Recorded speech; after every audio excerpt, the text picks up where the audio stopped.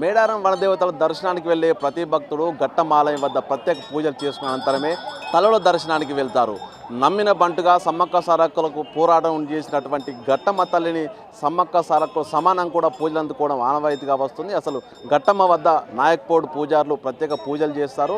అసలు ఘట్టమ్మ తల్లి ప్రతిష్టత ఏంది, ఇక్కడ ఎటువంటి పూజలు జరుపుతారు, ఘట్టమ్మకు వచ్చినటువంటి ప్రాశస్యం ఏంది, నాయక్పోడ్ పూజార సంఘం అధ్యక్షుడు సురేందర్ మనతో ఉన్నారు. చెప్పండి, అసలు ఘట్టమ్మ ఆలయం అసలు ఎందుకు ఏర్పాటు చేశారు, ఎందుకు ఈమెను కూడా సమానంగా సమ్మక్క సారక్కలతో పూజిస్తారు?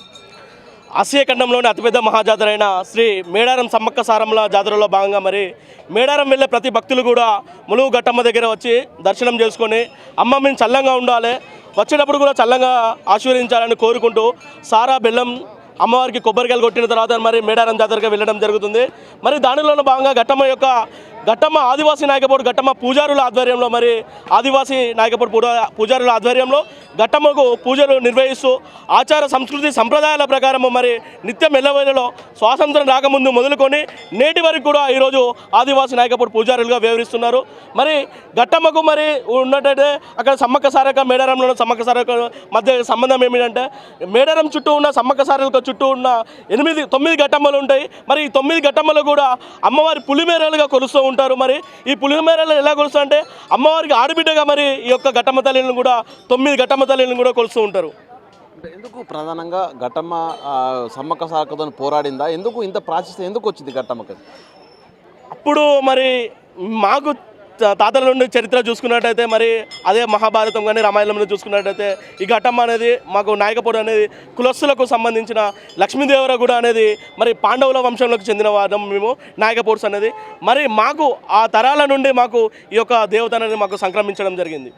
గతం నుంచి కూడా రాను భక్తుల సంఖ్య పెరుగుతుంది ఘట్టమ్మ దర్శించుకునేవారు. ఇక్కడ ఏర్పాట్లు ప్రభుత్వం నుంచి సహకారం ఉందా, అసలు ఎట్లాంటి పూజలు చేస్తారు ఘట్టమ్మకు పూజల విషయంలో మేము ఏదైతే మాకు పూజలు ఉంటాయి, పునస్కారాలు ఉంటాయి, మాకు మా ఆచార సంస్కృతి ఏమిటి అంటే భక్తులకు బండారి మాత్రమే మాకు పెడతాం.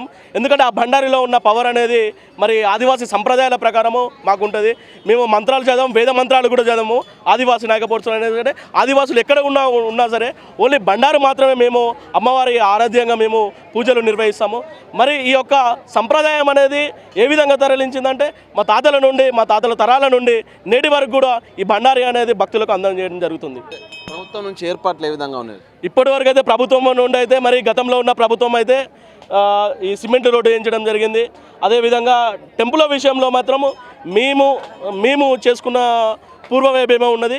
గతంలో కూడా ప్రభుత్వం ఏం చేయలేదు. ఇప్పుడైనా కొత్త ప్రభుత్వం వచ్చింది, మేము కూడా మా ఆదివాసీ మంత్రి కావడం మాకు సంతోషకరము.